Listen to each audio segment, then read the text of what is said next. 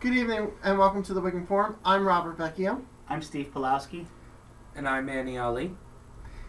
On tonight's episode, Steve will be talking about how the Pope opened up recently the taboo subject of wearing condoms as a way to fight HIV. Manny will talk about witches or Wiccans do exist. Steve will be talking about various other subjects along with how 13 grandmothers from around the world are healing people, women and male. And then Manny will be talking about Lost Abbey beard label riles some witches. And then I'll finish the show with some upcoming events here at Practical Magick II and my rant of the day. But first, Manny will and you're talking about Harry Potter is still denounced by Christians and or Catholics as dangerous. Yes. Recently, on Friday, November 19th, the latest Harry Potter movie came out, Harry Potter and the Deathly Hallows, Part 1. Around the same time, there was a book that was released by the author Stephen Wahlberg, and the book is titled Exposing Harry Potter and Witchcraft, The Menace Beneath the Magic. Now, the Harry Potter series is a series written by J.K. Rowling, which explores sorcery, witchcraft, and Wicca, as noted by Wahlberg. And he has noted in his book, and he is quoted as saying this, "The more I read the books, the more I realized how spiritually dangerous the material is." He's also argued that even though Rowling claims that there are Christian beliefs and themes in the 7-part series, that the author herself is being used as the channel for evil. He's also quoted as saying, "To me, she's just like Eve. Not realizing she has become a channel for the devil, she is not aware of it." I think this is a little ridiculous. I think that I don't see the point of releasing books to denounce other books because you don't really agree with the material. I guess I can understand that, but at the same time, I think people make a little bit too big a deal about things like this. I don't even know where to begin with this guy. For him to write several books on a group of 7 books. Yes, I think he's just trying to get his name out there. I'm sorry. I think so. Not to cut you off, but Wahlberg has actually, it says in the article, he's actually published more than 25 books denouncing the Harry Potter series, as well as the Twilight series. Okay, so 25 books to denounce 7 Harry Potter books and 4 Twilight books. Yes. So that's basically 2 books a book. Yes. Roughly. Okay, roughly. I think it's BS. So do I. Okay, Harry Potter is a role model to young kids to try and find your inner magic. Okay, just to be one with nature. So what? This religion was way before Christianity and all the other stuff, and I'm just going to ramble. Go ahead, Steve. No, Well, my opinion is, why shouldn't he publish books denouncing the books if he can make as much money as J.K. Rowling or Stephanie Meyer? I mean, if people are going to be stupid enough to buy books denouncing books instead of declaring their own opinions in their own brains and thinking for themselves... But that's the problem nowadays, is nobody can think for themselves. Look at Hollywood, where they're making remake after remake after remake, or taking, let's say, vampire as an idea, and making 7 different movies about it. People need to make their own decision and stick with it. But that's exactly it, though. Is the reason he's writing these books because this is something he actually believes in, or because he's just interested in making money? He's interested in making money. Because the article also does go on to state that there are several Christian and religious leaders that also follow his same opinion denouncing the series. Well, the Catholics always denounce everything. Well, of course. It's their way or nothing at all. Of course. There is Dr. James Dobson, who was the founder of the Focus of Family, and he's one of them, along with Pope Benedict XVI, who, when he made these comments, he was then Cardinal Joseph Ratzinger. They have said that the quote-unquote subtle seductions contained in the Potter series could corrupt the Christian faith in impressionable young children.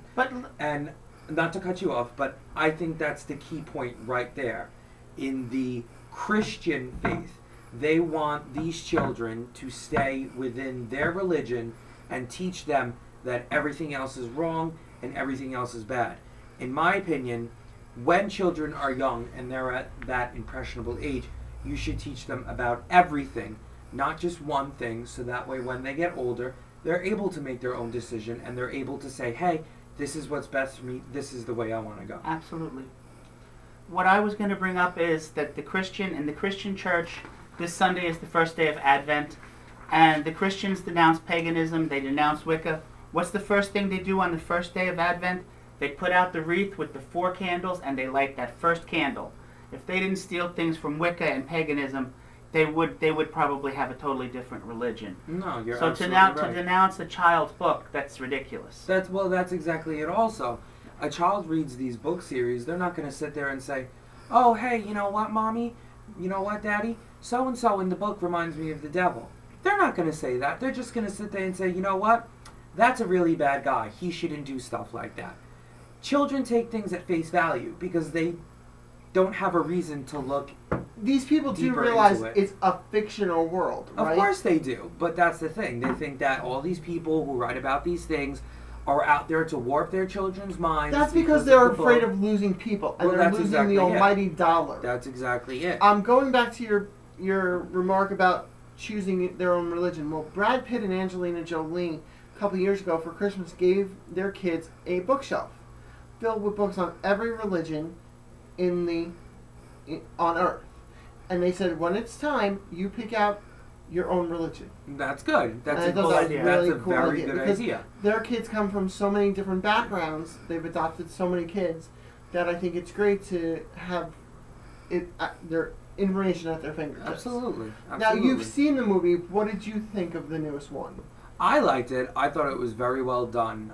Compared to some of the other movies that actually stayed kind of close to the book. I mean, of course, there are things that they can't just they can't go completely with the book, because then it would probably be, 3 or 4 movies instead of just 2. Mm-hmm. But like I said, I think it was the best one probably out of the series so far, and it stayed truer to the book than some of the other movies. Now, I know was it number 1 at the box office, I'm assuming? I'm assuming it was. I know that it took in $61 million, I believe, over the entire weekend. I think that was just the first showing on Friday. No, the first showing on Friday was $24 million. Oh, okay. And they were actually making a big deal about it because it didn't break the record that Eclipse had set. But, hey, you know what? $24 million is still $24 million. $24 million.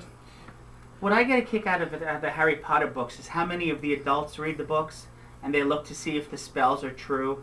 I mean, come on, it's a child's book. What could an author know about witchcraft unless she practiced it herself? Hey, and she's never come out and said she was. You never know. I mean, you can't write a series like that and have the information and the detail and stuff like that without doing some kind of research, right? It's nobody has. I don't want to say nobody has, but I don't think there's a lot of people that have that much knowledge about one subject in their head without reading up on it. Mm-hmm. Well, going from that subject, we're now going to turn completely 360 and talk about the Pope, how he's opening up at the taboo subject of wearing condoms to fight HIV. Stephen? Pope Benedict XVI has opened up a floodgate, a previously taboo subject of condoms as a way to fight HIV, saying male prostitutes who use condoms may be beginning to act responsibly. It's a stunning comment for a pontiff who has blamed condoms for making the AIDS crisis. And he says it's okay for a male prostitute to use condoms, but he's like against a married couple using condoms where one partner is HIV positive. But this is the first time that the Catholic Church has talked on that subject. Now, I have a question. When I was reading the article, I didn't understand the word male prostitute. I didn't understand the term male prostitute. Now, are these men that sleep with other men or men that sleep with women? And if they're sleeping with women, why can't the women, provide the condoms? It doesn't say in either article whether it's male prostitutes that are with men or women. That was the thought that crossed my mind. I'm thinking also, it's with women. With women, I'm thinking. Gay is definitely a no-no in the Catholic religion. Church. Well, yeah, but up until a few years ago, the Catholics had also denounced the use of condoms. Also, it's only recently that they had said that, condoms could be used. Yeah. Well, I think what? We're living in a society where premarital sex is running rampant. Yes. And HIV is running rampant. So I think it's a good thing for them to, do this. We're going to stop right there, and we'll be back on